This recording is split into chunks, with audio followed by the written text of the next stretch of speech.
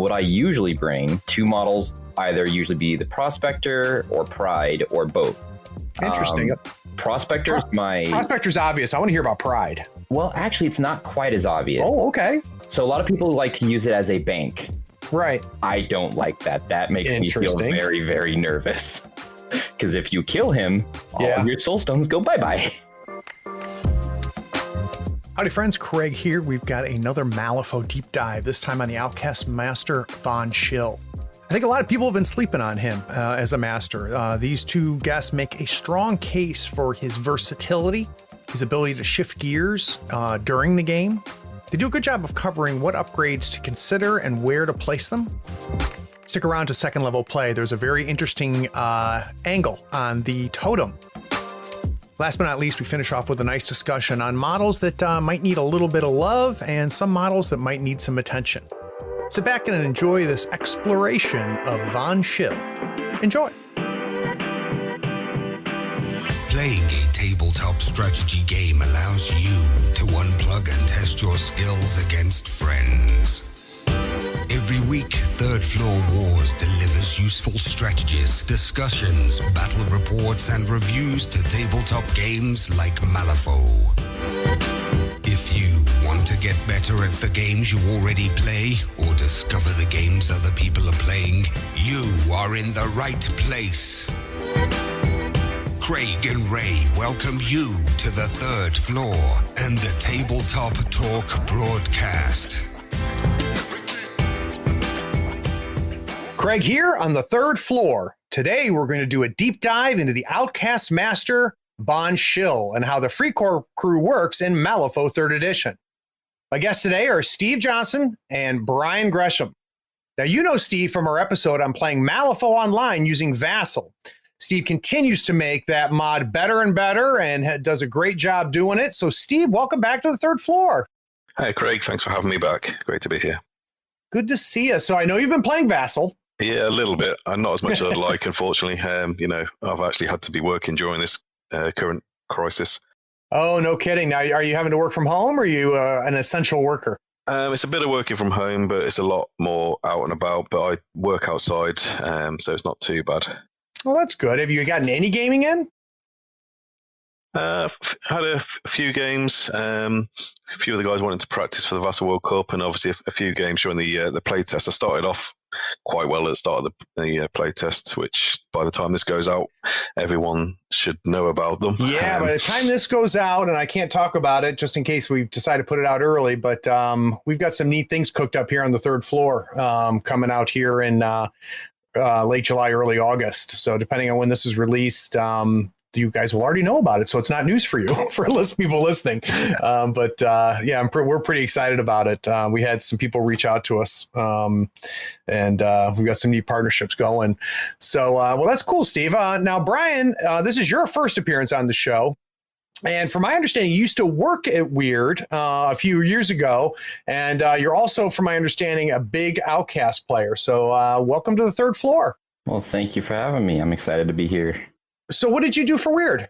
So when I joined Weird, I actually joined them to essentially head the henchman program as a primary kind of job description. So for the couple years I was there, I was the quote hench wrangler. Right. That term got keyed while I was there, which was kind of fun.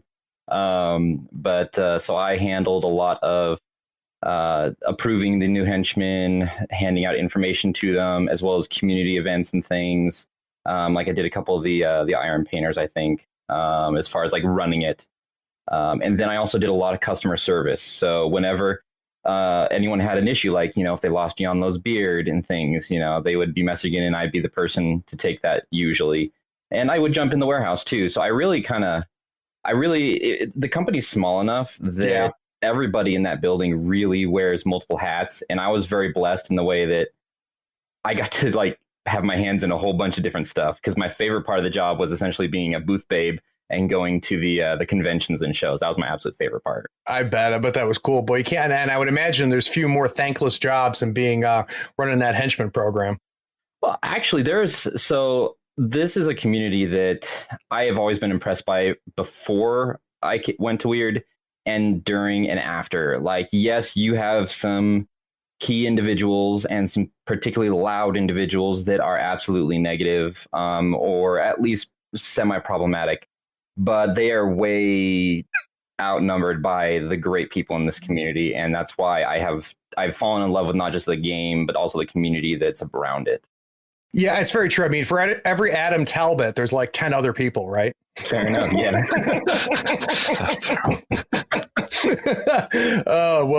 The person I talk to all the time at Weird, her name is Kelly, and she puts up with me something fierce. Yep. So God bless her. She was my direct supervisor. She's actually the woman who I spoke to and who originally offered me the position. I absolutely adore her and every single other person there. I miss them. That is by far the best and greatest job I've ever had in my life. The greatest. That's cool. I had to unfortunately leave because my dad had an accident that almost killed him. Boy. We just wanted to move closer to family because all my family's in the Midwest, and it just wasn't ideal with having to take a plane ticket to see them every time. So, but I absolutely adore everybody at Weird, and I still volunteer with them as much as I can. That's awesome, man. That's awesome. All right, guys. So what we're going to do today is we're going to focus on Von Schill and the Freikorps crew. Now, what I want to do is kind of dig deep in with these guys and figure out, how do they build a Freikorps crew? How does the crew itself play? How does he play as a master? Real anxious to find out if there's any key tech pieces they bring in based off of maybe what the opponent's bringing or maybe off the scheme and strat pool. We're even going to go over some ways to counter the Freikorps crew. So, Steve, let's start with you. Let's imagine that someone listening right now has never played Von Schill, never played against Von Schill. Can you give us an overview, give an idea what kind of master he is? Well, Von Schill's the leader of the Freikorps, which is one of the most famous mercenary units in Malifaux. All his guys are from this Freikorps, pretty much in keyword. He's a support. Well, I say support master. He's kind of hands out equipment, offers support to the crew, but he can quite easily jump in and get involved in the action. He's very survivable. He's got good defensive stats. He's fast. You can't tie him up in combat. He's kind of one of these all-round masters. I'd say he's one of the ultimate all-round masters, which is what a lot of people are looking for in M3E, to be honest, anyway. I'm sure people will disagree with me, but yeah, I do find him as a great all-rounder, and I find it difficult to take anyone over him when I'm running my outcasts. Well, I'll tell you, and I'm anxious. We're obviously going to get into it a little bit more, but I really loved what they did with him in 3. I think that he really kind of found his sweet spot mechanically. And speaking of which, Brian, I think probably the first thing we need to go over is how that whole upgrade system works and kind of the mechanics of that. Can you give us an idea of how he's handing out upgrades and what it means?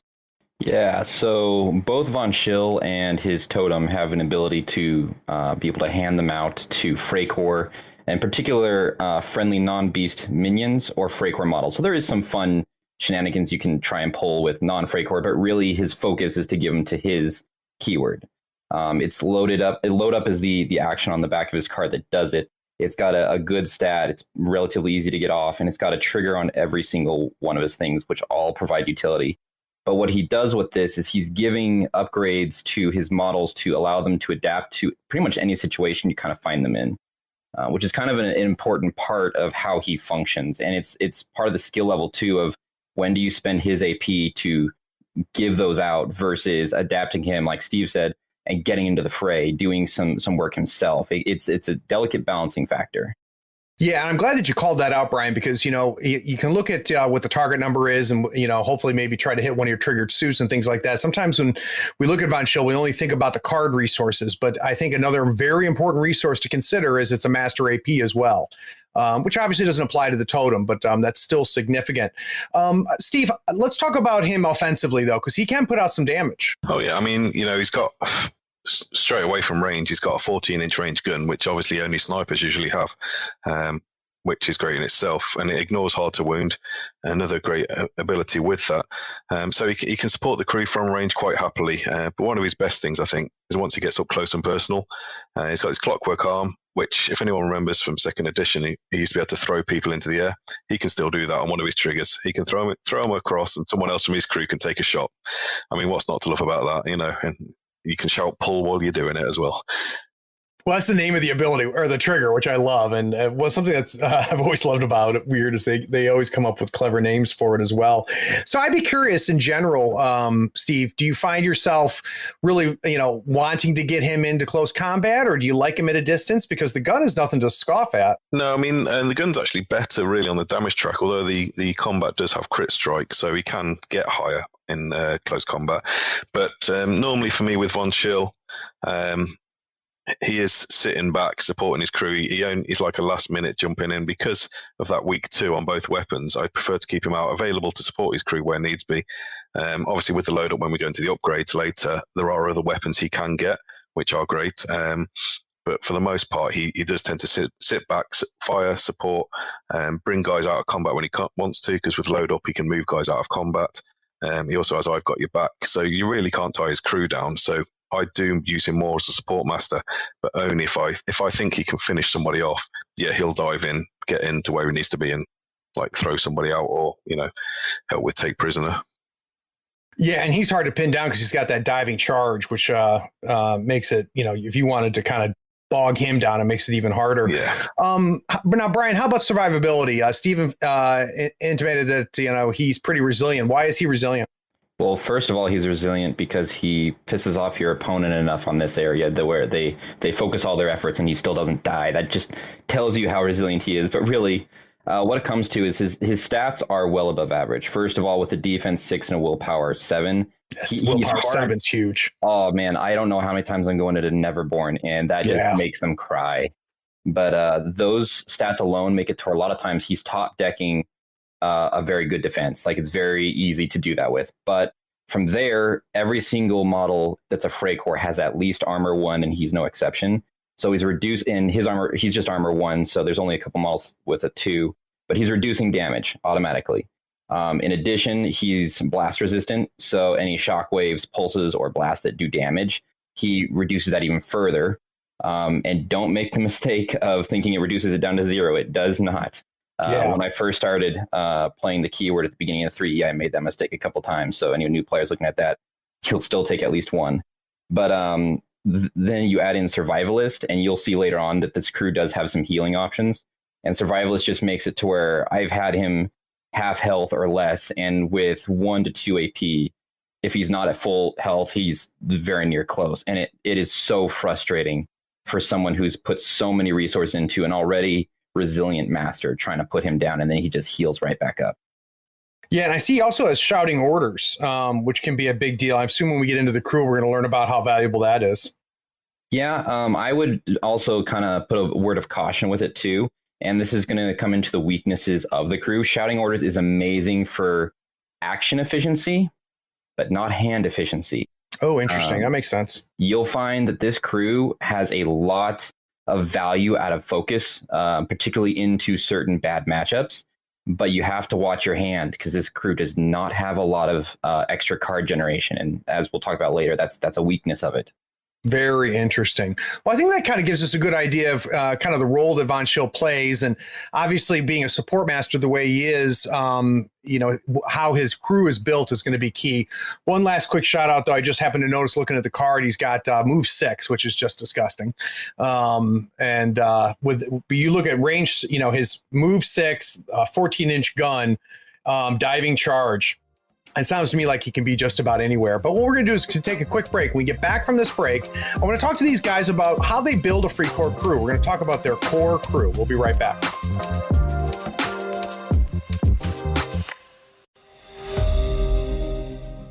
Howdy, friend. Craig here. Is this episode making you realize you need to buy some models?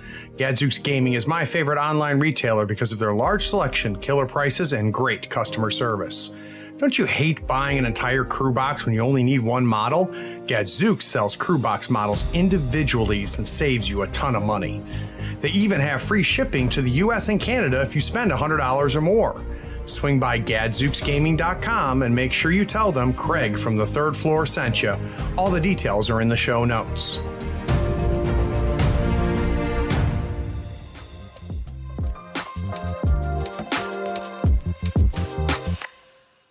So you're going to hear me. You're going to hear me during this whole cast talk about how cool I think he is. Part of the reason I think he's cool is because I already built my Steam trunk like 2 years ago, so I don't have to go through that hell again.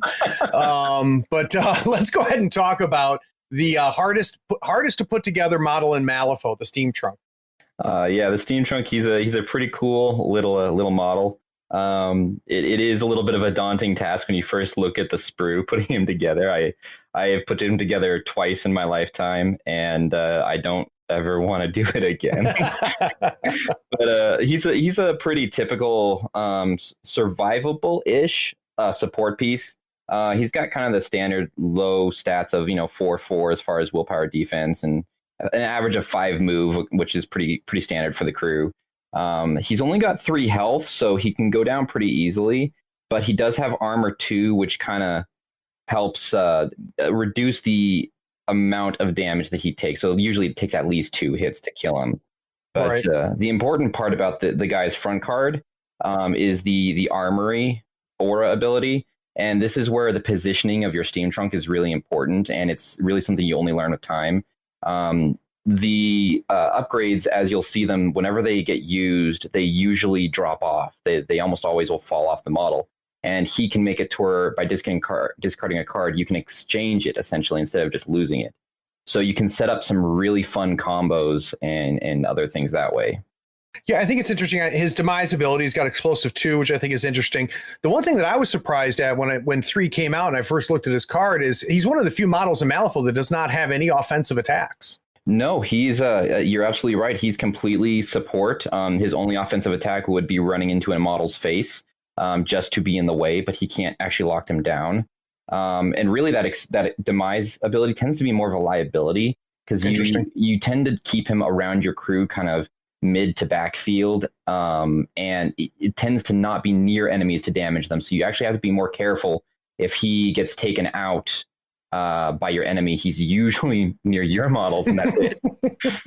But his support abilities, though, they're really important to the crew, in my opinion. First of all, he's got a weaker version of Von Schill's upgrade handout. You can only do it once per activation, unlike Von Schill. So it's harder to get off, and you can't repeat it. But he's got 2 bonus actions that really make his value skyrocket. The first one is a 2-inch bonus ability that literally all it does is just end the burning condition. That's all it does. Nice. The second one is the emergency surret, I think is how it's said. And you get to heal a model. 1, 2, 3, it's nothing big, but as like Von Schill, he's got survivalist that becomes a 2, 3, 4. And it also ends poison. So it's the 2 main ways in the crew to get rid of those 2 conditions in keyword. Very nice. Now, Steve, after you've obviously chosen Von Schill, you bring in the Steam trunk. What's your first hire? For me, my first hire tends to be Hannah. As Brian was saying earlier, with the kind of pressure on Von Schill's hand, Hannah comes in with Arcane Reservoir, which is straight away is a great ability, as any Arcanists know, dirty Arcanists, because they just bring it on everything, don't they? Yeah. Some of us have to work for it. Yeah, exactly. It's one of the few ways within the Outcast really to get a model with Arcane Reservoir, and we don't have it as an upgrade. So I do find she's great. She's a great henchman. Some of the things with her, I mean, we never really went over the upgrades, but she's a great target for upgrades, things like the rocket launchers, which have crit strike in, because she can actually take damage or damage other people to add suits. So, with crit strike, she can quite easily get double crit strike. So she's going in with a minimum 4 rocket launcher, which is just, it's awesome. Obviously, she can do that on melee as well. Defensively, she's standard defense apart from her willpower is 7. But she also has counter spells. If they want to trigger on her, they're having to use cards up. So you're putting a bit of hand pressure on them while protecting your own. One of my favorite abilities, though, with her adaptive tactics, she can copy the tactical action of anyone in the kind of Freikorps, really, as long as it's not handing out another upgrade or naming somebody like a lot of others. This means that she can copy Aric's ability to get +1 damage, which actually makes her one of the most damaging model in the game. She can get up to 9 damage on a severe. The double crit strike and Aric's. If you read Joker, that's 10. That'll pretty much kill anything apart from a master. What's not to like about her? And all the other Freikorps, she's armored 1 as well. So she's very tough. She hits hard. and she's got ranged abilities whilst bringing that arcane reservoir, which is key for this crew, I feel. Now, I'd be curious, Steve, how often are you using Ancient Words? Because I noticed that it's got the Glimpse the Void trigger. Yeah, I have done it once, where literally it's the only ability she used all game for me. That was against one of our players in Masters, which I lost, but it's not a good thing for a one-shot deep dive, is it? But she was basically being engaged by a Jorogamu and Minako and just ignoring them because she didn't want to hit Minako, obviously, whilst Ancient Wording for Hatsu to death, because even if he'd have survived it with his low willpower, Glimpse the Void is just going to really hurt him. So combining the two, but it does depend. I do prefer to get her in melee and use those fists, especially, she's got built-in blasts on the fist. She's got some nice triggers there, delay for a bit of slow, or that crit strike to really ramp the damage up by, throwing a ram in, take damage in herself or someone else for an extra ram, and hopefully using Arik's ability as well to make herself min 5. Very, very nice. How about you, Brian? Do you tend to bring in Hannah? I do. She's not my first go-to just because I like Arik more, but I agree with the whole Arcane Reservoir. That ability alone basically makes her an auto-include for me. It's the hand pressure that you can face against certain crews like Yoku and things. It can really cripple you, and that it is incredibly important. And she's just a straight up scary beater. Yeah. Well, speaking of which, Eric's no joke. So he's one of your early hires. What does Eric bring for you? Oh man, this is my boy. He's what really makes him valuable for me and many times my MVP is honestly his gravity well. His defensive stats are average, but he's got armor too, so he's pretty hard to hurt. But his gravity well puts an aura around him just on all the time that you can't place within it. And people who don't pay attention to the movement in Malifaux don't notice how many movements in the game are actually places and how important those tend to be for a lot of different scenarios. There's a lot of teleportation. There's a lot of flying. And anyone who's got those abilities, all of a sudden we're like, well, I'm going to do this. And I have to stop them and warn them, you can't place within this area. And that throws kinks into so many people. I don't like to do the gotchas, but it's something that even my regular opponents forget it all the time. And it is a huge denial piece. You got fly. It's going to impact their ability to use flight. Now they can still walk into it, but then they're not using the flight. Correct. And some of your summoning mechanics are places too. Yep. You can't summon with Dreamer on him, period. You can't teleport near him with Widow Weaver. I play a lot of Neverborn in case it's obvious. Misaki can't teleport to her smoke markers. You can deny chompy places. You can deny a lot of those unconventional movements that a lot of people, I think honestly take for granted until they lose it. Yeah, and he's got a great damage track, and between puncture and armor piercing, that can be really nasty against some very specific models. Yep. The one thing that I've always found interesting about the new Eric is the tactical action, his charge up. And I think what's most interesting about it is it's one of the few times where you get to kind of choose a couple options that aren't tied to triggers. Yeah, it's kind of cool. So charge up, what it does is you get to just choose one of the abilities, and it's till the end of the phase. It lasts on him. And the first one that you can choose is Polarized Shielding. This is the one I actually use the least because most of the time my Eric is so defensible that my opponents don't see him worth attacking, that he's better to control him than to actually try and kill him. The second one is probably the most used, which is the Charged Fist. And that's the ability that Steve was mentioning for Hannah to copy. She copies the charge up action, uses Charged Fist. It basically makes your melee attacks do one more damage and can push models a little distance. And the interesting one, the one that I like to use because it throws people off, is Bright Aether. He's got a shockwave grenade attack that doesn't require any line of sight. It's an 8-inch range. It's a moderate stat. Sometimes it takes a little bit to get it off and can be annoying that way. But if you take Bright Aether, it increases the shockwave by 1, so it becomes a shockwave 3. So that's a very big area that marker can cover. And if it damages them, it also gives them distracted 1. So if you need, Arc can absolutely do damage, but he can also do some interesting utility in the right situations. Yeah, I can definitely see that. And again, with that diving charge, that mobility coupled with that grenade, I think would be setting up some very interesting plays. Oh yeah. Steve, for you, do you like Eric and bringing in Hannah? Because that's 20 points right there. Yeah, I do tend to bring him in a lot. To be honest, he's one of my flex pieces, if anything, but he's still there. I actually have a crew that I use 95% of the time, which I'm sure we'll go into. But when I'm swapping something out, he is one of my flex pieces. But yeah, he's great. I mean, especially for countering certain people, as Brian said. I mean, one thing he missed out was Nikema. You go up against a kind of Nephilim crew. He hits them with a focused hit. They black blood on him. He discards a card to gain focused again to hit him again. So he's taking no damage from the black blood, but gaining focus from them. So he's just into that sort of crew. He is quite amusing, shall we say. It annoys them. Yeah, I'd be curious. What are other situations where you flex him in, Steve? Well, I say he's in the crew 95% of the time, so he more gets flexed out than flexed in. Because so when don't you use him? There's certain ones if I need some speed. So I can, for the 10 points, I can bring in Ashes and Dust for 10 points, or not so much now because the Soulstone Mine has been hit, but I used to sometimes flex in the Nothing Beast instead of Arik because the Soulstone Miner buries and the Nothing Beast just eats it. Yeah. But usually he is in the crew most of the time, but he is a piece that I'm willing to take out to bring something in more suited to the opponent or the schemes and strats. So, Steve, after you've looked at those two models, is there any other models that you consider core? Well, yeah, so I've got a 45 stone crew that is pretty much my core crew, and it will see 95% of games. What would I say for me, really? You probably don't want to go into versatiles yet. So from the Freikorps, the Librarian is a huge piece for me.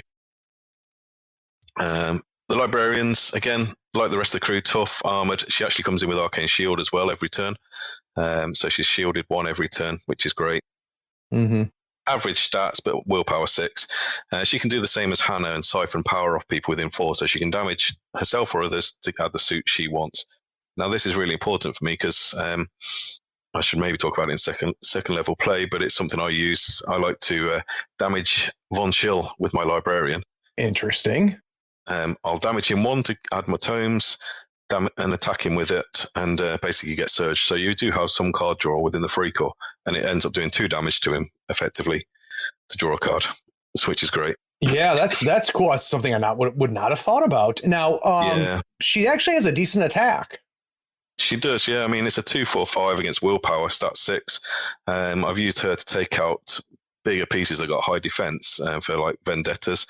Can put blasts onto it. As I said, it's got surge as well, so it's helping with your card draw, and she can always get the trigger she wants just by damaging someone. And with the amount of healing in a bunch of your crew, that's always useful. Obviously, one of the main things people look at her initially for when you first start playing this crew is that healing energy, which is a range 8 heal, 1, 2, 3 onto Von Schill again. It adds 1 to that, and it also has healing burst, which she can damage someone for if you haven't got the tome. Yeah, and heals like the rest of the crew, because the crew does tend to work in the bubble a lot. So she's quite good for that. Most people look at her as a healer. I use her for healing, card draw, and damage, depending on the situation. And her bonus, consolidate power. She can do all these actions and consolidate power on herself, really, if she wants to, because it is a tactical action, which allows her to still keep moving and stay with the crew. So she's not being left behind while she's doing her ancient words or healing. Which a lot of healers you do find do tend to get left behind because they're too busy healing them, or they've got to walk up and not do anything, where she can consolidate power on herself or any of the other minions you bring, but normally herself, just to keep up with the crew. Yeah, and that heal's an 8-inch heal, which I think has a huge impact on that as well. I would be curious, Steve, kind of the next one in this little 45 stone crew. Is there any Freikorps you always bring in? Yeah, the Engineer. Here's my next one. Again, average stats, but armored 1. They also bring tools for the job, so it's a bit of card cycling instead of card draw now, but tools for the job is great. Again, they are then good targets for rocket launchers with the crit strike, because they can put a double crit strike onto it. They also have crit strike on their pistol as well, but the rocket launcher is a higher stat attack, so they are quite offensive. The good thing about these guys, though, I like, is their bonus action, strength and armor. Now, you have to discard the card first because it's a cost. But, the target getting shielded. If it's Freikorps, you get to draw a card, so it's card cycling rather than card losing. And if it's a construct, it heals, which Hannah and Arik, who we've already talked about, and Von Schill himself are all constructs. So they all get to heal. And if you got the right suit, he can give out focused or concealment depending on the situation.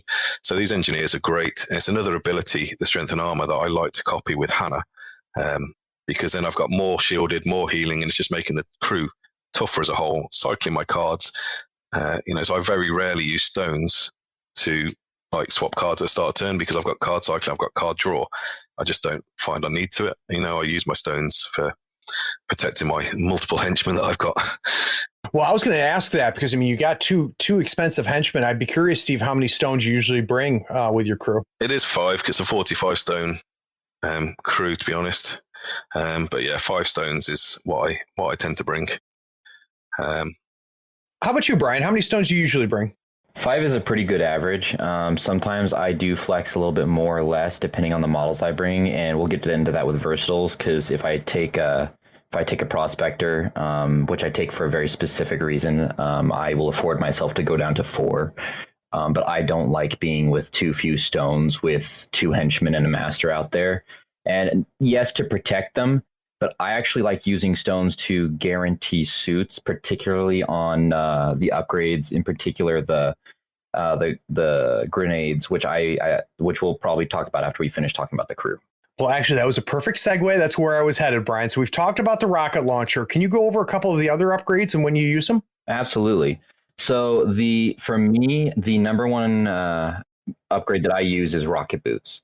Rocket boots, one, it's a fun sounding ability. I mean, who doesn't want to have some boots with jets on them? But what it does is, by the way, all these upgrades are plentiful too, and you can have as many of them on a model. You just can't have more than one. So you can't have 2 rocket boots on one model. Got it. But yeah, so just want to kind of put that out there for other people. But the rocket boots makes it to where when you charge, you get a bonus flip to the damage. You get a positive to the damage flip on melee attacks. So automatically you put this on Auric or Hannah or Von Schill even, and this really makes their damage very threatening because they can hit those severes so much easier. The tactical action is a bonus action that's just a standard leap. It's got the built-in the suit so it's got the mask built in, but you need a 7 for it to go off.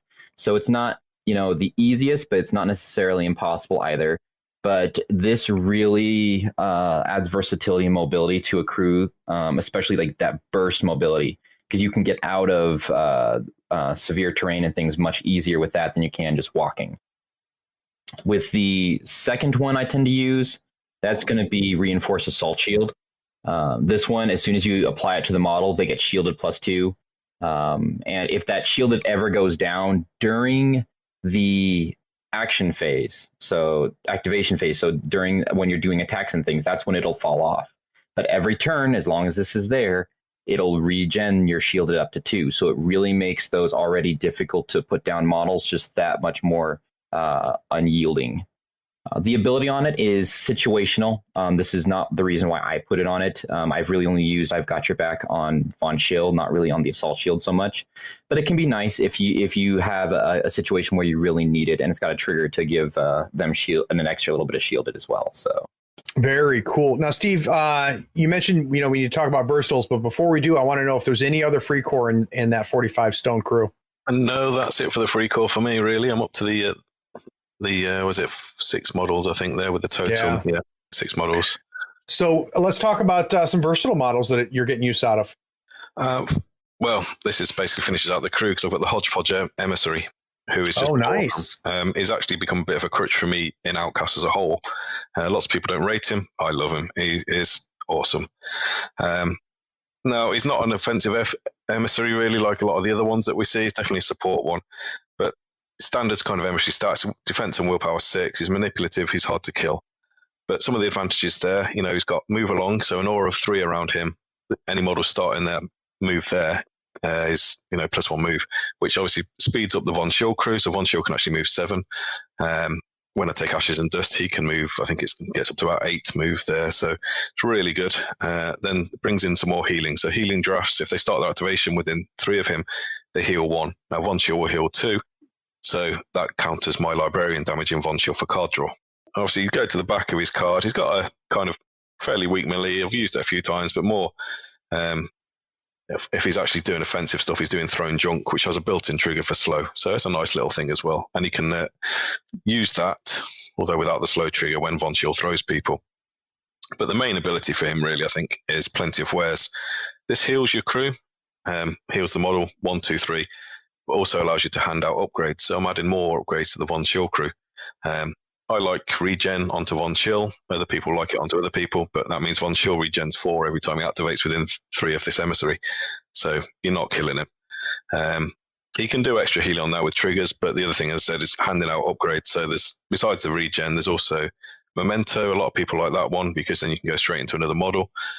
Gives you Companion or Pretty Floral Bonnet, which is a great one because, you know, someone like Von Schill or Arik, if Von Schill's not got regen, can diving charge out of combat and drop a marker, or they can drop markers in combat, you know, diving charge out. A lot of people put it on the Midnight Stalker if they take him. But yeah, you know, it's another support piece for me. He can do combat when he needs to, but he just holds the crew together so well. With as tough as the crew is, people struggle to take down my crew if they're working in that bubble because you've got all this healing. Yeah, I've got 7 models there, and 6 out of those 7 can heal, and you heal as soon as you start. And when you're playing, Steve, how often are you breaking that bubble, and who breaks it? So how often are you spinning them off? It depends. I mean, it depends on the schemes and strats. To be honest, the person who breaks it the most is probably Von Schill later in the game because he's got the speed to just run off and do what I need him to do. You know, Hannah will tend to stick around with it because she's not as tough as Arik. Arik will jump off and do his things. But usually the bubble will hold together, certainly the first 2-3 turns. And then turn 4-5, if I need some markers down somewhere, or I need to go and grab an idol or something, well, run to an idol, then Von Schill can certainly, he's got the speed. If he starts there, you know, he can be 21 inches across the board carrying the football and take himself a corrupted ley line quite easily. That's nice. So Brian, how about you? What versatiles do you find yourself bringing in? So I am going to be that guy who's like, I hate the emissary. Well, I can tell you with the hodgepodge, there is no in between. Everybody I talk to either loves or hates it. But what I will take is I'll actually take the effigy if I need a discount healer for any reason. Like I need just a little bit extra, which very rarely pops up. What I usually bring, 2 models, either usually be the Prospector or Pride or both. Interesting. Prospector's Prospector's obvious. I want to hear about Pride. Well, actually, it's not quite as obvious. Oh, okay. So a lot of people like to use it as a bank. Right. I don't like that. That makes me feel very, very nervous. Because if you kill him, all of your soul stones go bye-bye. Yeah, so how do you like to use them? Just the mobility? Counter breakthrough. Okay. I do not like crews that can dance around me. Von Schill, like Steve played, they tend to play a little bit bubble. And if you've got a crew that can be incredibly independent and highly mobile, they can kind of run all around you. And if they are dropping ski markers everywhere, it can be very difficult to keep up. But the Prospector gives me a little bit of insurance there with his appraise ability, being able to, at range, remove those ski markers very easily. So he's a lot of fun. Very nice. Now, how about Pride, though? Pride just kind of pisses people off. I bring him when I know that I've got a dive master or something coming in on me, like for example Misaki or Shenlong. Although I haven't played Shenlong against Shenlong since his errata, so I don't know if my local player is still going to be doing that. But what he really does is he shuts down the ability to cheat, and against a crew that is so defensible and hard to damage, it makes it very, very difficult to get value out of those alpha strikes. Because the problem is if you alpha strike in, what you're supposed to be doing is removing resources from your opponent so they can't attack back or they can't retaliate and get value. But the problem is he will just shut that down. If he goes with enough time to put up his solo ability, which makes it to where whenever an opponent cheats, and if they've got sin tokens, he can discard those sin tokens to cancel their cheating, and then they can't cheat again. And it has crippled so many attacks that it is incredibly frustrating, and he becomes actually a priority for my opponent to take out. Well, and I would imagine, Brian, that also in a backward sort of way helps with the hand pressure that you're dealing with too, right? Yeah. It kind of evens the playing field a little bit. Mm-hmm. Yeah, absolutely. Yeah, that's interesting. I don't think I would have thought of that. So that's very interesting. So guys, what we're going to do is take another break. When we get back from this break, we're going to talk about how they flex into different pools. So we're going to talk about strategies that call for Freikorps. We're going to talk about some schemes that they really like and some tech pieces that they bring in based off of what those strats and schemes are. We'll be right back.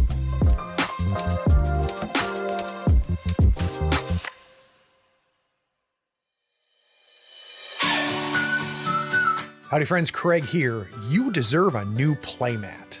Here on the third floor, we use Mats by Mars. They are scratch resistant, waterproof, wet erase marker compatible, almost free of glare and lighter than neoprene.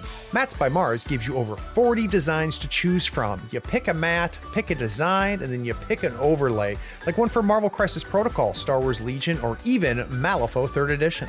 Those overlays will really speed up your deployment and make the placement of objective markers so easy. Use our promotion code in the show notes to get a 10% discount on your first order. In the notes of your order, you can even request the third floor logo on your mat for free. That makes the best mat in the business even a little better. So get some new mats, save yourself some money, and help support the show. Go to matsbymars.com. All the details are in the show notes, including the discount code.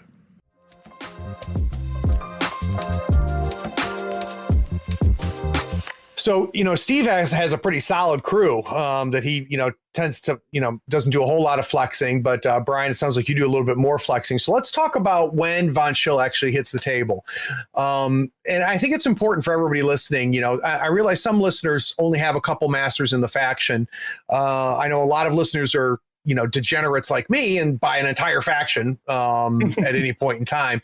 So I'd be curious to know, Steve, is there a particular strategy that you think really can call for the Freikorps, where they truly excel at? Yeah, for me, it has to be public enemies. Obviously, with the toughness of my crew, it's not so much where I score, because I will score a couple of points from it, but I'll pretty much shut down my opponent's scoring unless they've got one of the hard counters, which we'll come up to later. A Von Schill crew, people aren't killing my crew. I've had Von Schill take over 30 wounds in a game before. I've had Hannah reduced to 1 or 2 wounds, and she's back up to full wounds by the end of the game. The crew's got so much healing, the armor, the shielded. You're not getting through it. So it really does punish them if they're trying to score public enemies. And it's a great crew for it. It does have the damage it needs to if it wants to, but it's more the fact of denial there, and people aren't scoring off it. So I'd be curious, Steve. I mean, obviously they're resilient, but you're bringing in some juicy targets into public enemies with the way you build your crew. They are, but can you take down, an armor 2 shielded for Arik, who's also got 5 soul stones to call upon? Right. And can you do it in one activation? Because if you don't, people are going to be healing him. Everyone, as I said, apart from Arik, everyone in my crew heals some way, whether it's through triggers, through copying someone else's ability. But, I've got 6 out of 7 models that can heal. And even as soon as he activates, he heals one as well, just for being near the emissary if I need him to be. So the crew has so much healing and so much shielded and armor. You have to have a plan to counter all that. So, yes, there's 3 10-stone models in there, which are worth a lot. But killing them is not as easy as you might think. So what prevents them from just doubling down and going after the emissary? How are you keeping the emissary alive? Obviously, the emissary himself is manipulative anyway. Right. His defense 6 and willpower 6, so he's not that easy to take down. He is hard to kill, and as soon as he activates, he heals 1. Then you've got the librarian can heal him. Hannah can always copy the librarians if I need more wounds to heal him. So, and he can heal himself. So unless you can take down a model in 1 turn. And the emissary is usually behind the others as well. So you've either got to have some shooting, some way to get around it, or you've got to get past Arik. And you can't just jump over Arik because, as Brian said, he's got a gravity well. Right. You have to clear Arik and the emissary. Sorry. Yeah. Now, and I think the other thing too that I'm sitting here looking at it is you don't have to you don't have to be somewhere to score, right? You can score anywhere on the board, which I would imagine helps both with the mobility of this crew as well as the bubble aspect. Yeah, I mean, they can just go up the middle because people don't want to close with Arik and Hannah early. But if they don't close, I'm handing out rocket launchers to the likes of Hannah, and she's going for a Min 4 rocket launcher with blast attack. So you can't sit back. You can't, if you close, you've got to deal with these kind of powerhouses as well. So there's a no-win situation unless you do build to counter it. But they've got so many ways of getting around things, easy ways to hand out focus so they can get around concealment. So you can't sit back, and if you close, you've got to deal with these people. Well, and anytime you're forcing your opponent to choose between two bad choices, it tends to be good for you. I'd be curious, Brian, do you tend to bring in Von Schill into Public Enemies? Oh, 100%. Like, I actually have a very hard time looking at Public Enemies and regardless of the schemes going, is this a bad situation for Von Schill? It's just, he's so tough and he can do so much damage in his entire crew that it's really hard to justify not bringing him, in my opinion. So here's a question. It's really for both of you, because, you know, you've convinced me, obviously, that he's a good play into Public Enemies. Why don't we hear more about Von Schill then? Why does it appear like Outcast players are not putting him on the table? Well, I mean, I'd say over in America, all I'm hearing about is Levy. And now in 2nd edition, I was a big Levy player. And I actually started off with him in 3rd edition until I'd figured out Von Schill.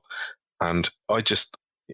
I was going down to my club and I was taking my Outcast with me. I play loads of factions. I was taking my Outcast. I want to play Levy.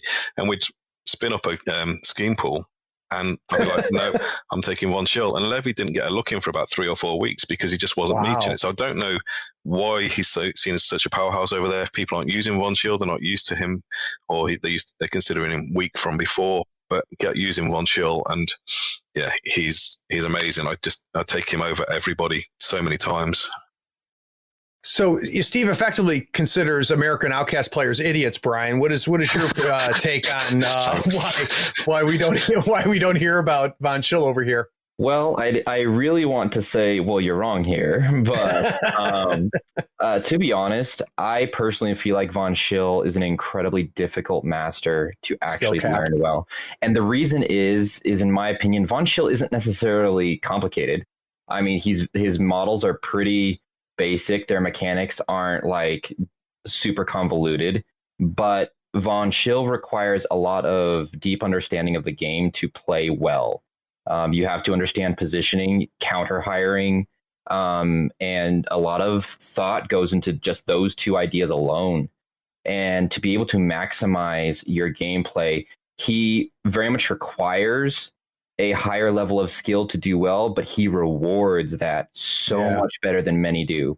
It is so much easier to put Leviticus on the field and not worry about losing a model and being able to put it back and still do what he's trying to do than, okay, I've got a durable model that if I'm foolish with this, I will still lose it.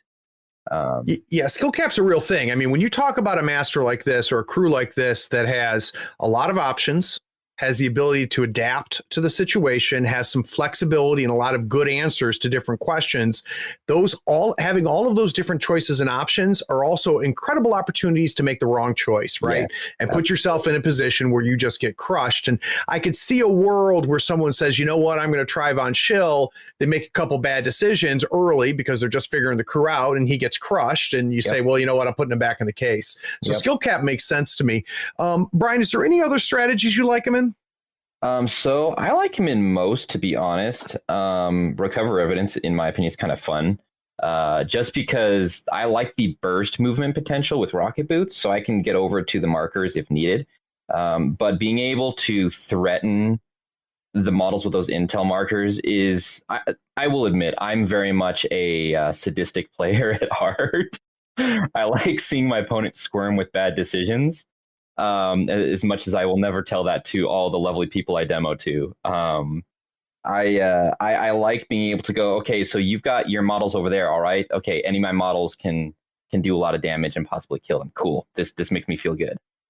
This makes me feel really good. So, Steve, let's move over to some of the schemes. What are schemes you love to see in the pool?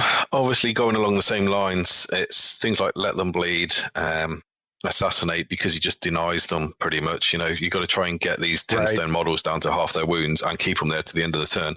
Assassinate, Von Schill, as we've said, is hard as nails. I don't mind a bit of claim jump or leave your mark, especially because I run the emissary, so it's easy to get markers into the middle and get people away because you can throw them away with Von Schill. Arik can push people away.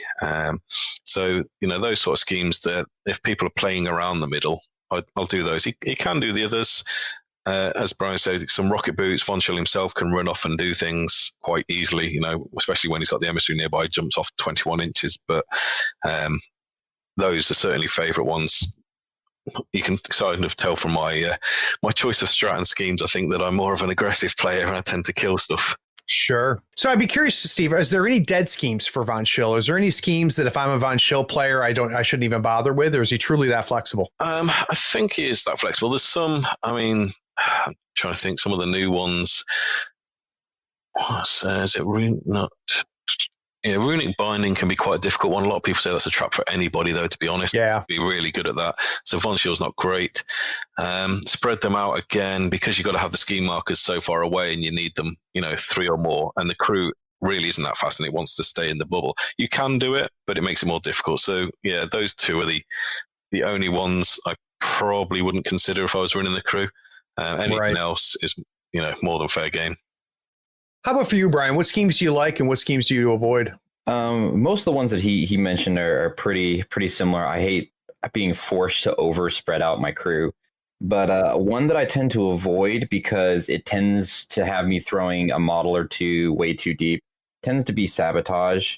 And it's not necessarily impossible. Like, I'll absolutely take Von Schill, but I will almost always not take it just because there's almost always other things that are just so much better for him to go into. But yeah, any that require a lot of spreading out, like I would never have taken Von Schill with the scheme, the corners. My brain is totally blanking from core, but being power ritual. That's it. Yeah, being able to spread my crew out without having to do anything is just good for my opponent at that point. So I'd be interested, Brian, if I'm going to be facing a Von Schill crew, what are some dead schemes for me? So if I'm going up against, we already mentioned Assassinate is not good to take against Von Schill. Is there any other ones that I should avoid? I would be very careful about taking Claim Jump or Vendetta for reasons why Steve mentioned. Claim Jump is very easily counterable, and it's easy to deny too, because Arik has straight up kept opponents from jumping in, because without placement abilities, I could place minefields around with the minefield upgrade, and it really zones you out. So it can be a very difficult scheme to try and go into. Vendetta, again, you're trying to kill a model. You're trying to first hurt the model, and that's alone hard enough. Yeah. Then you're trying to kill it, and once you reveal the first point, I can almost guarantee you if the Von Schill player is playing their models right, that model's not going to die. Right. You've got so much. Yeah. At the very least, the model that is their Vendetta person, it's dying. Yep. That's just the nature of it. So those are, I would consider those dead schemes, or at the very least, very bad ideas. Sure. How about you, Steve? Is there any other schemes I should be careful not taking against them? I would say probably because of the bubble nature of the crew. Take Prisoner, unless you've got a way to pull someone out of that bubble, you're not going to score your first point from Take Prisoner, because it's usually enemy models within 4 inch. A lot of the overlapping auras are 3 inches. So, you can do, but they've got ways as well. Obviously, I know Brian said about not using I've Got Your Back from the shield upgrades, but I have used that to deny the points and move my models around as well. So it's a really quite a difficult one to score against them. Well, and I'll tell you, this is probably one of the largest portfolios of countered schemes I've heard, and that can make a pool even juicier, right? So if you see a bunch of schemes in the pool that are bad against Von Schill and a couple that are good for Von Schill, it makes me kind of understand your guys' argument that he rises to the top more often than not. So guys, we're going to take another break. When we get back from this break, we're going to do my favorite segment. We're going to talk about second level play, and we're also going to talk about how to counter this crew. We'll be right back.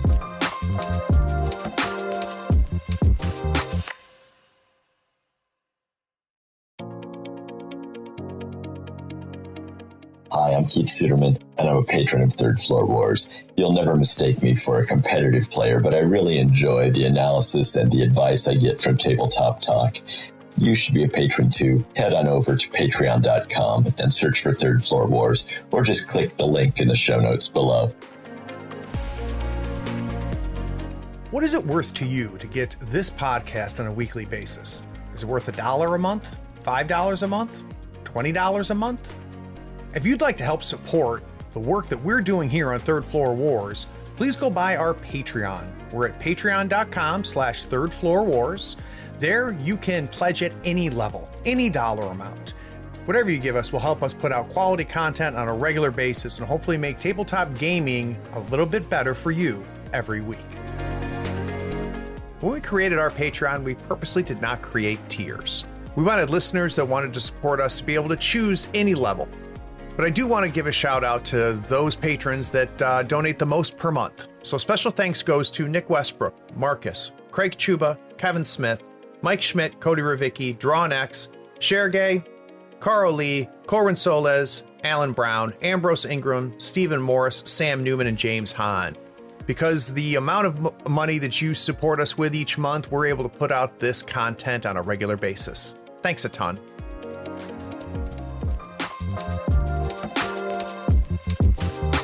I'll be very interested.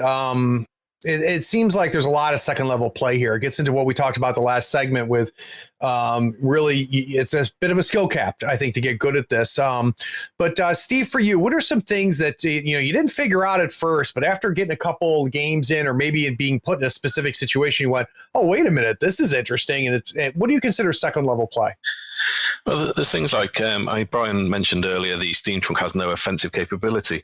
Now, that's actually kind of a lie with Von Schill, because as we said, the Steam Trunk can give out upgrades, including to itself, because it's a tactical action. So for a one action, you give your Steam Trunk a rocket launcher, which people don't expect, and it's a stat 6 shot with crit strike. So, fire off the rocket launcher, now using the Steam Trunk's own aura, because you've got to discard the rocket launcher, you discard a card and equip yourself a grenade belt. Oh. Now, the grenade belt, the attacks from that are a bonus action. So you can then fire off a shockwave to follow up the rocket launcher. It's also got some nice triggers as well. So, burn to a crisp, I've done it before where I've taken out a breakthrough model with the rocket launcher, and then grenade belted over, and burn to a crisp trigger basically removes all scheme markers within like the grenade belt's pulse. So yeah, the Steam Trunk can actually be more offensive than people realize. And if they've never seen it before, it certainly comes as a surprise. So I'd be interested, Steve, is it just a matter of getting the games in order to kind of learn when to put an upgrade here, when to put an upgrade there, who to put it on? Is that just experience, or is there a shortcut? I think mostly it is experience. It's knowing which upgrades are useful when. With the pressure on hands, it's knowing when to use that aura of the Steam Trunk to swap out upgrades, not only on itself, but on other models. You have got that pressure on hands, but it's like, is it worth doing it? Depends on if it's going to deny points, if it's going to score me points. And that all comes from practice, as we all know. Lots of people say you've got to play at least, 10 games or so with a master before you can really start getting proficient with it. And certainly with Von Schill, with so many options available to the crew, even if you use my same crew every game, you've got so many different options just through the upgrades, through the Hodgepodge emissary, through Von Schill himself. It just, the crew can play completely differently from one game to the next, even though it's exactly the same crew. How much for you, Brian? Was there any kind of things that you considered you like when you unlocked the crew, things that you've discovered after getting 10 reps in? Kind of, yeah. Very much to, follow up on what Steve said about the, getting your reps in. I purposely played Von Schill into scenarios that I considered bad.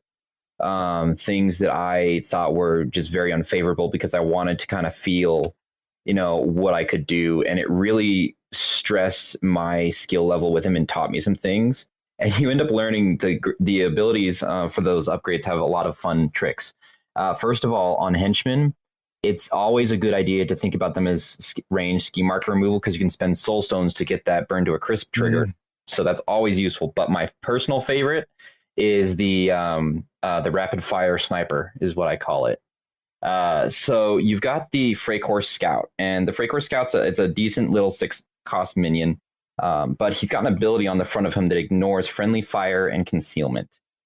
So that just straight up is good on its own. But Von Schill can target him with his upgrades, put the rocket launcher on him, and if he has the right trigger, he can actually make the model take the action on the upgrade immediately. If it's a minion, it gets a plus flip. So the fun, what I love doing with this is putting it on him, getting that trigger, firing it off from someone who ignores concealment and friendly fire with a rocket launcher, which he can't do crit strike and everything, but still, like, that's a lot of damage, just one after another.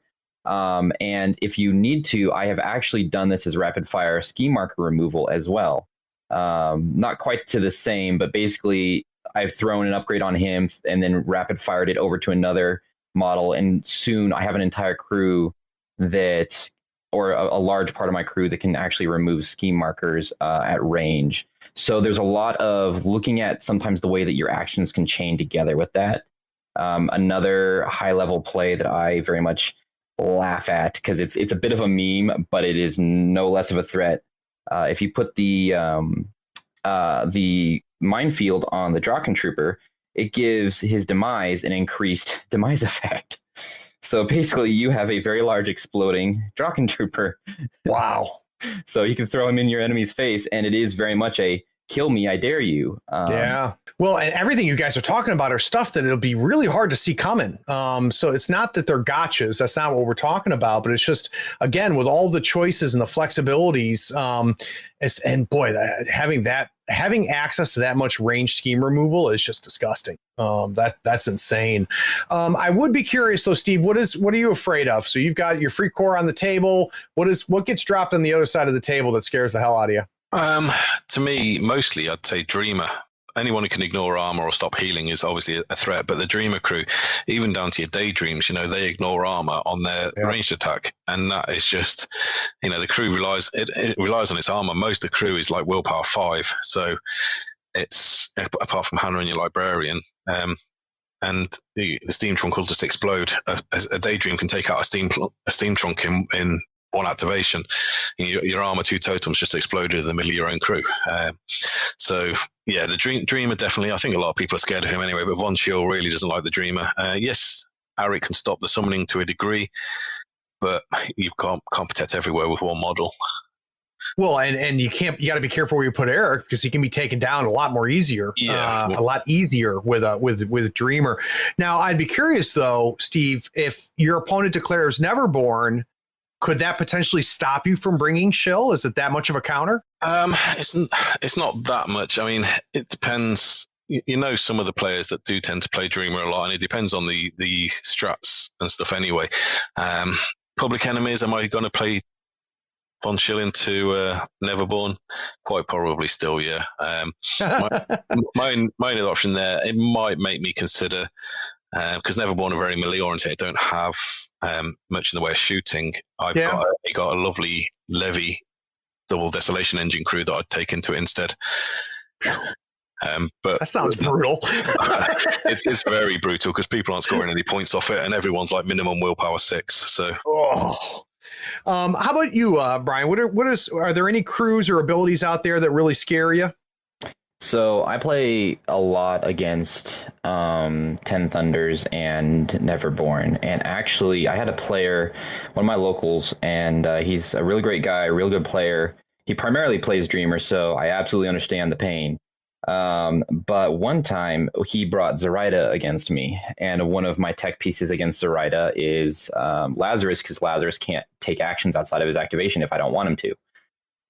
Well, he did something I did not expect. He brought in Half-Bloods. Half-Bloods ignore blasts and pulses for damage when you're targeting, when you're trying to hit them.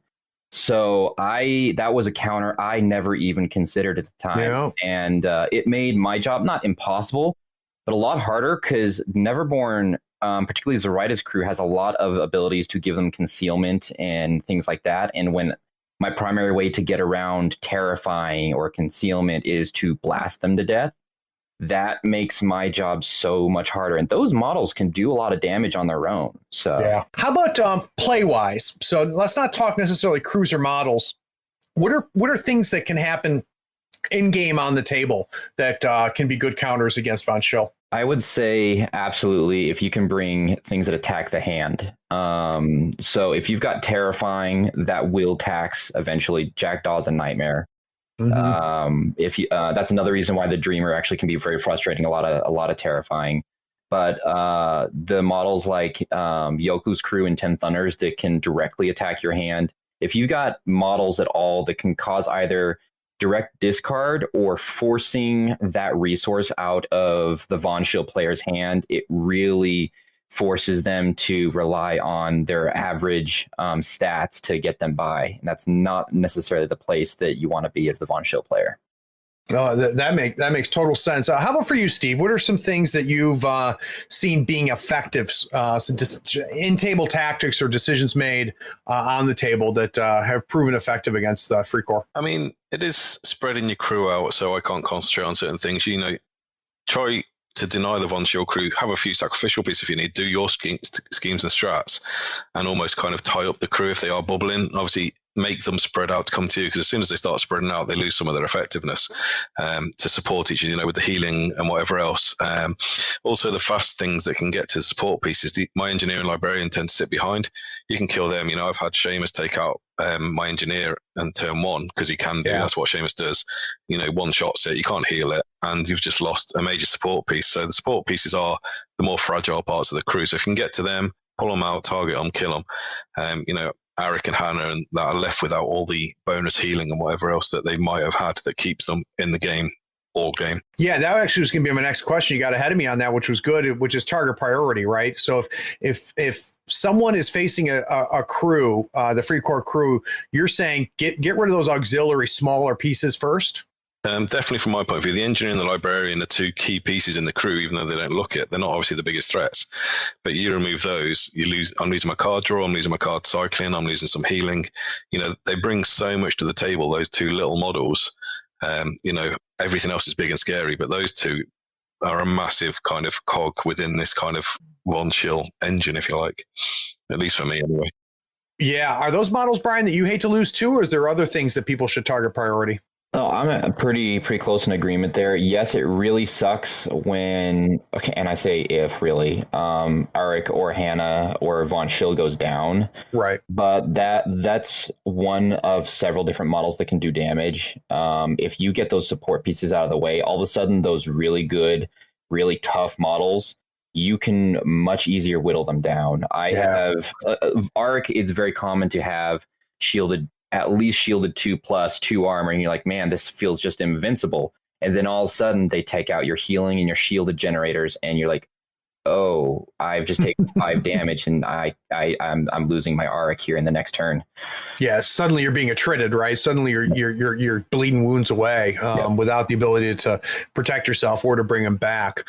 Well, that's great, guys. I think that's makes this a very interesting crew to think about, and I'll be very interested after this is released whether we start seeing some more talk about it, because I got to be honest with you. I mean, he's always looked good on paper to me, but sometimes on paper that means nothing. I'm glad to hear from people that actually played the Freikorps crew that say that there's actual play in the crew itself.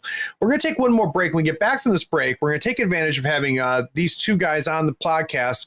And when we're recording this, we're relatively close to mid-season year for Weird. So it's possible that we're going to get another errata coming out here soon. So I want to find out from these guys who they think might show up there. So we'll be right back.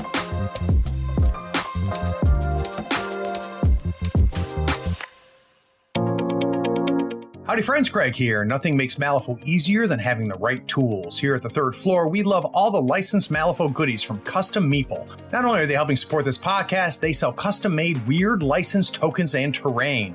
They sell it all. Crew boxes, terrain, markers, tokens, and even a 3x3 full Malifaux board. Custom Meeple sells a complete M3E token set covering every marker and token you need to play. Custom Meeple are the source for the official accessories for Malifaux. Everything is designed by hand and authorized by Weird Games. Check them out at custommeeple.com, that's with one M, or follow the link in the show notes. Up your Malifaux game and be sure to tell them Craig from the third floor sent you. If you use the promo code Third Floor Friend, all one word, THIRD-FLOORFRIEND, you'll get a 5% discount and help support the podcast. It's valid on everything except retail products and playmats. So just the nature of the game. The game is not perfectly balanced, and if it was perfectly balanced, we wouldn't play it because it would be super boring. So the idea that, as soon as you put out a errata, as soon as you put out some nerfs and some buffs, models that were at the top of the curve go to the middle of the curve, would automatically brings new models up to the top of the curve and pushes other models to the bottom of the curve that weren't there before. So I'd be curious, Steve, what is a model that you think really should get some love in the next push from Weird?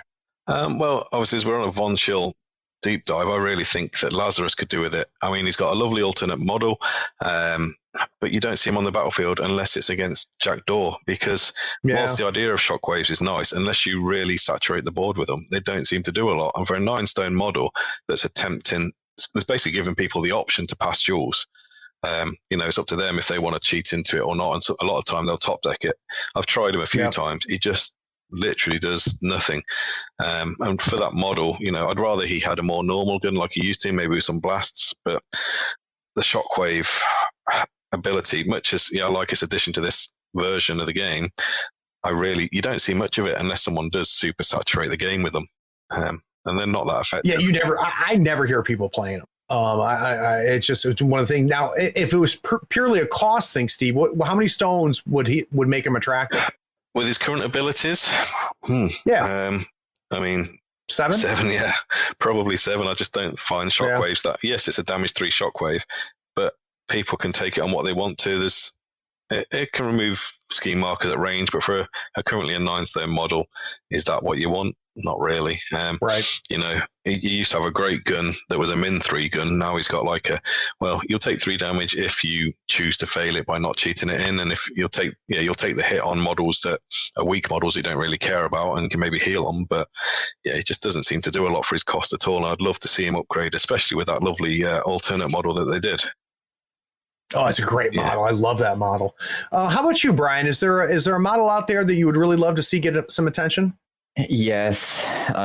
So I came into Malifaux because of one master that my friend showed me in his book, and that was Hamlin. I have loved Hamlin ever since the beginning because I have a strange fascination with disease and rats. And that's strange. You're right. Yeah. Nurgle all the way. Yeah. But for me, I have been annoyed at the value to get from the Winged Plague. Okay. I've been frustrated with it because that model, it feels like it's only 4 stones. So you're like, well, it shouldn't do that much. But sometimes it literally just feels like it doesn't do anything because you sneeze, it's dead. Right. And its abilities, while they're kind of cool in concept, they really, in order to get them off, you basically have to hold that thing in the back. It's not a scheme runner then. And it just doesn't work. I love it, but who does it compete against in that keyword? I mean, who do you bring instead of the Winged Plague? Who fits the role that the Winged Plague is trying to? Ratcatcher, yeah. Ratcatchers. Ratcatchers, you can only have 2 of them, but between cycling them out with the Rat Kings, you've got scheme runners that are mobile. Don't mind me. You can spawn, other Rat Kings and things. Like, unfortunately, the potential plague generation that it has is just not enough to justify it. Because essentially what you're doing is just saying, I'm spending 4 stones to give an AoE boom. And depending on the situation, you may not even have a good spot to put him to do that. Yeah. So I think he needs love. I don't think it's a cost thing. I think it's a effectiveness thing. I think he just needs just a little bit, not much, just a little bit to where he's not so actually not even situational, just where he's useful. Right. Where at least you can find an excuse to bring it. Right. Right. Because I love those models so much. They are cool models. I love its height 1 and I can hide it, but yep, I'm doing that all over the place and I can't do anything with it. Yep. Now, how about the other side of that, Brian? Is there a model you think that is now above the curve enough that it needs some attention? As mentioned, I do play against a player who particularly likes Dreamer, and one model that continues to infuriate me, and I don't even know if he's aware of how much this model tilts me, is Capellius. Yeah, he's good, man. I'm shocked people don't talk about him more. Right? Like that. So first of all, you look at that model's stats. He is just base stats. He's way overstated for a 9-stone model. You can't lock him down. He's movement 7, very defensible, and he's got an incredibly damage attack. He can do tons of damage, and he's got good utility. People tend to flex him between using as a scheme runner because he can't be tied down. But if he wants to turn around and murder something, he's going to do it. Yeah, he's a little bit of a skill cap model, right? I think in a less experienced player's hands, he's not that hard to deal with. Right. But you put Capellius in somebody who knows what they're doing, he can be just absolutely devastating. Absolutely. So what, in your mind, do you think it's just a matter of maybe considering a stone or two, or is there a particular thing on the card that you think is just a little much? I don't think he needs to be stat 7. Personally, I'm not a game designer. When I worked at Weird, people would ask me, do you ever want to game design? I was like, no, not at all. I can tell you if something is fun, but I'm not someone to go to for game design. I feel like reducing his move down to a 6 and bumping his stones up by 1 would pretty much, I think, justify what he can do. Because he's an enforcer, so he can't use stones. But when he's got a built-in trigger to do minimum 3 with a push on a very well-statted melee attack, you get so much value. I do not know why a Dreamer player would ever not bring him. I do not know. That move 7, I don't know outside of a master why that should ever exist. And I really don't. unimpeded, and it pushes him just over the edge to where it's like, okay, no, this is a little much. Yeah, and I honestly didn't realize what a celebrity you are, Brian. I think you are officially the only person that's ever posted on AWP that's not a game designer. Because if you go on AWP, everybody knows how to balance models. So little did we know you're the only person who doesn't know how to game design. Steve, how about you? Is there a model out there that's a little much? For me, I think it has to be Jan Low. I know, he got a couple of hits anyway through the nerfs to Manos and stuff, but he is still so far above the curve. He's, to me, I don't use him much because I think he's too much, but he's a bit like my one Schill of Thunders, and Thunders is a nuts faction anyway. He's like a 5-action master, because any decent Jan Low player will put up the Hazardous Aura to start with, which for, I play Mei Feng, and that's an action for her to do, and it doesn't affect enemy constructs. So he's got a better aura straight away. So that's like 1 action. Every time he adds an upgrade, he gets another action. And he's just doing so much. And then when he brings his guys back, usually off Kudu, so he's not losing the model, he actually gets to draw 2 cards as well. For no target number. You look at Titania's totem, if it wants to bring a model back, it's got quite a high target number. Jan Low just goes, no, I'll have that back. I'll have 2 cards, and I'll have a Kudu on the flank as well. He doesn't need all that. He's far too good. So I'd be interested, Steve, as somebody who's played Jan Low, which it sounds like you have, do you find, because I hear people say you just got to alpha strike him. Does that scare you, the idea of, someone coming in with a Nekama or something and just hitting you early, or have you been able to withstand that as well? I've seen it happen. I've tried it myself using Parker, who's usually good for it. Oh, yeah. And you just can't really... if they've had a master to start with, there's an upgrade there, so he's got a demise anyway. If he's activated, okay, oh wow, he's defense 4, but also every time they attack you in melee, they're taking damage back themselves. And then the next turn, he just adds an upgrade to heal himself and regenerate and all the rest of it. I've had him, he has been reduced to like 2 or 3 wounds in the first turn. He used a lot of stones keeping him up. But once he's past that turn 1, once he's got 2 upgrades on him, he's into average stats. Once he's onto 3 upgrades, he's above average stats in everything. Well, and that whole crew has a nasty counterpunch, right? So if you go in on that crew, you better do the job, because if you don't, exactly, you're going to lose something. Yep. So we won't get into it heavy, Brian, but give me one more of each. I'd love to just name a model you think needs a buff and one that you think needs a little attention. So for a buff, I don't know. I like most of the situation most models are in, but I don't like where and this is going back to my Outcast, because I've pretty much played almost exclusively Outcast, only dabbling in Guild a little bit and things, but I really wish I had a reason to take smugglers over prospectors in bandits. I really like the idea of the abilities on the Bayou Smuggler, but it just does not bring the same value due to the Soulstone generation. It just doesn't.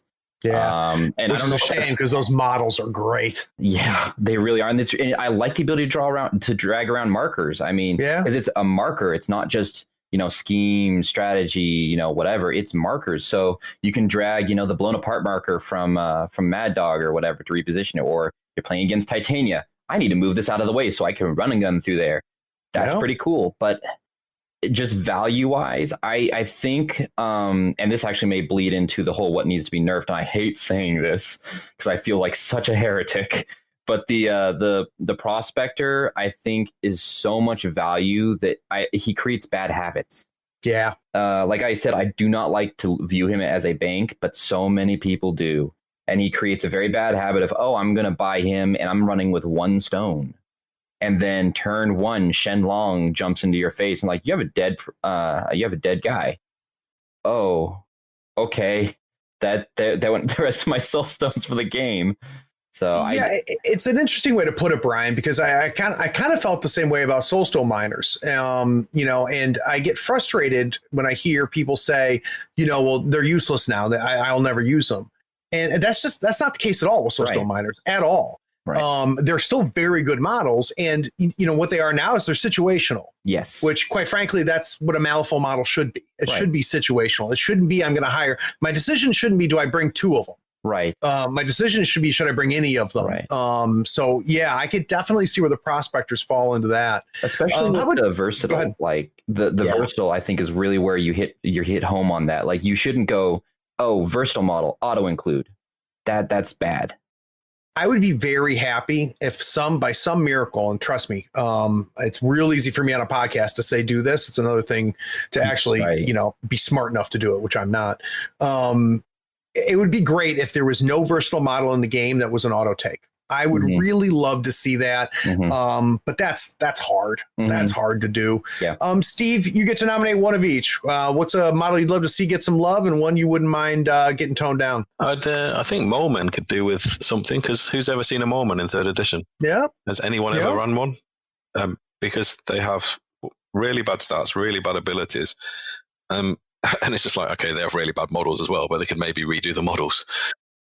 But even Marcus doesn't bring them. No, it doesn't, because the thing is, to do their speed, if you like, someone's got to be out in front dropping a scheme marker. They don't even work in pairs like Wicked Dolls do. They just kind of are there. They could maybe do with a berry like the Soulstone Miner has, instead of relying on scheme markers to actually bury and unbury, because at the moment, they just don't do anything. They kind of walk around the board looking miserable till someone actually looks at them and they fall over.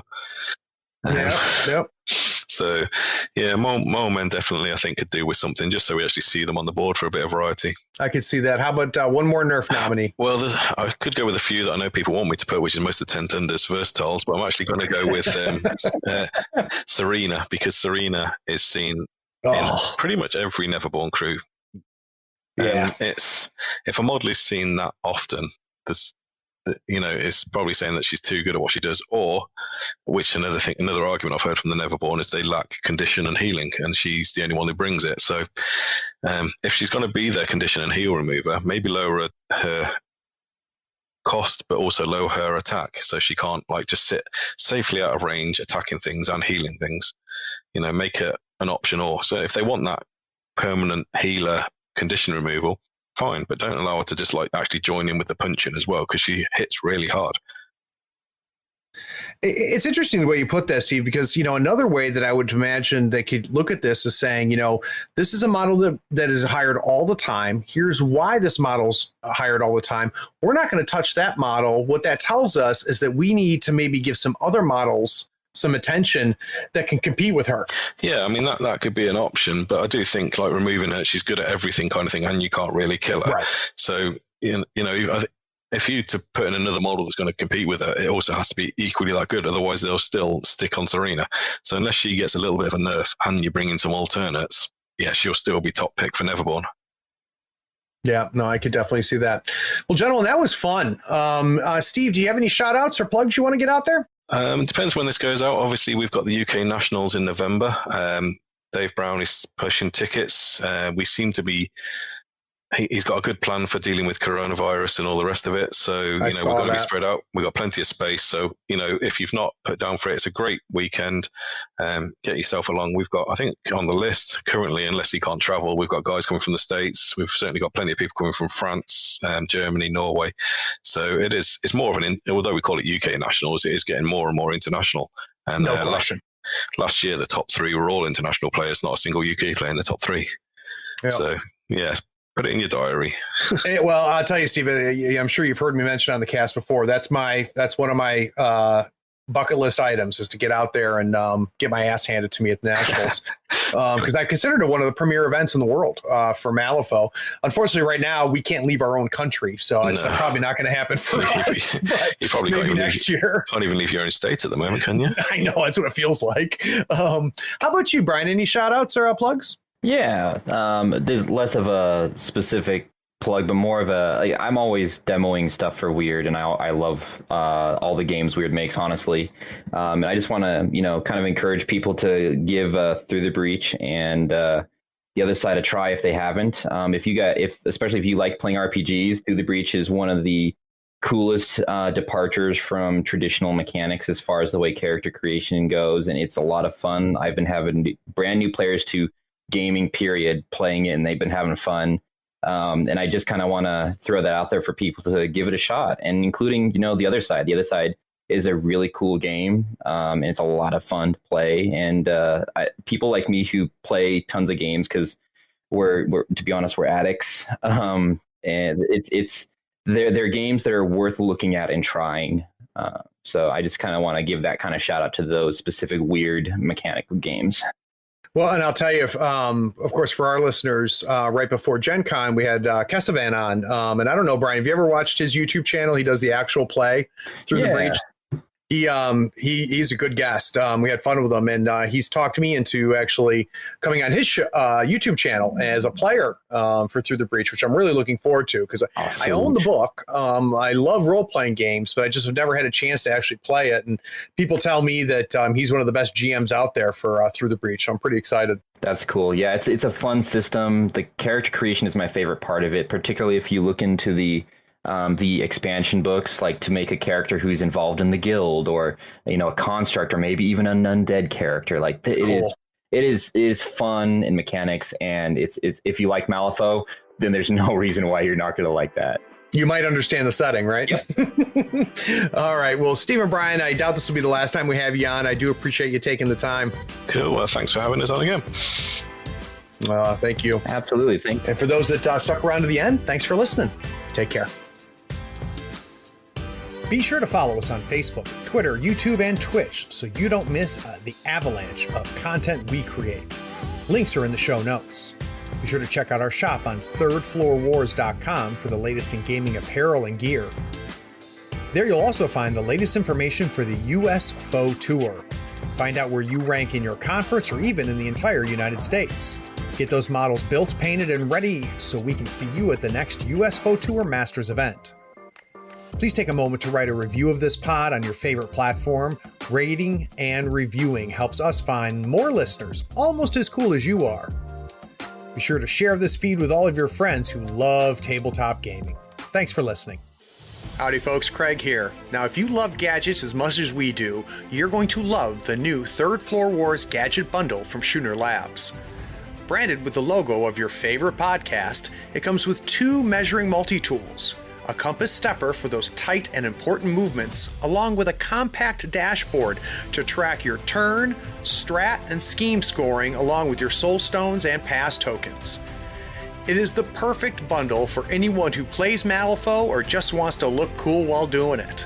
The link is in the show notes. Check them out and help support your favorite gaming podcast.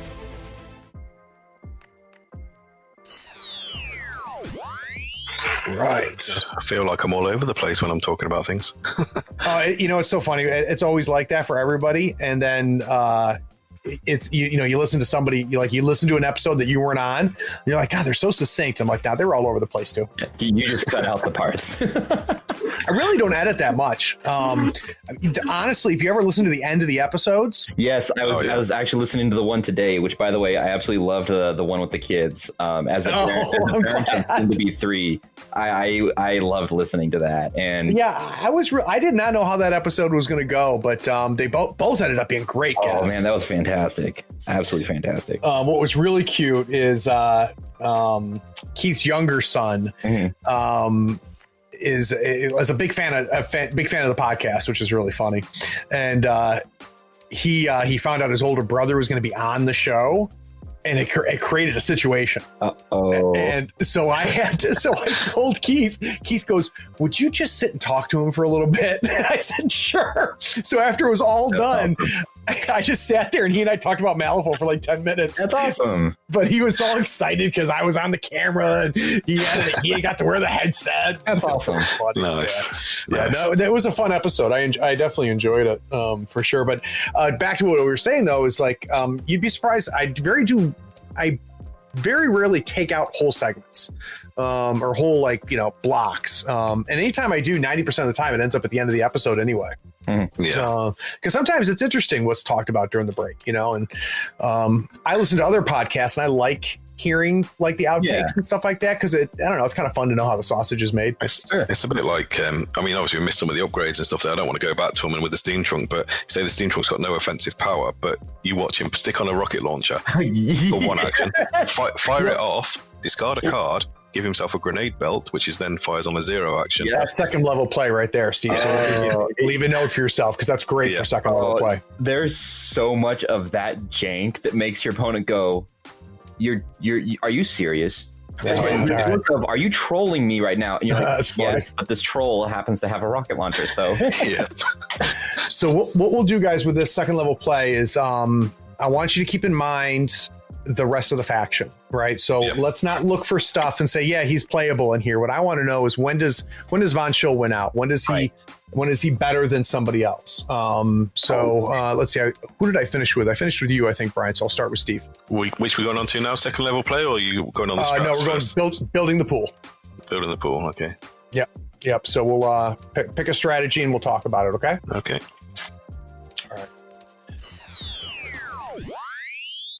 All right. That was good. Efficient. yeah, I definitely agree with you, Steve, on the way that he behaves. I tend to very much play him similarly, except recently I've been throwing off my opponents, going a bit aggressive with him. It's been fun. Cool. I accidentally threw off a friend, and he got his dreamer thrown into the middle of my crew. It was bad. Yeah, I've been looking forward to this because I think he's so cool, but I've yet to play against him. So this is going to be cool. All right.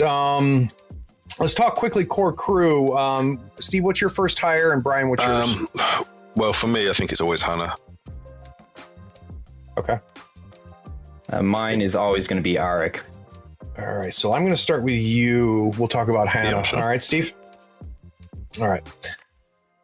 But do you know what his totem at any point? You know what? Let's start with the totem. Brian, you mind covering the totem? Absolutely. All right. Give me just a second. I'll bring us back.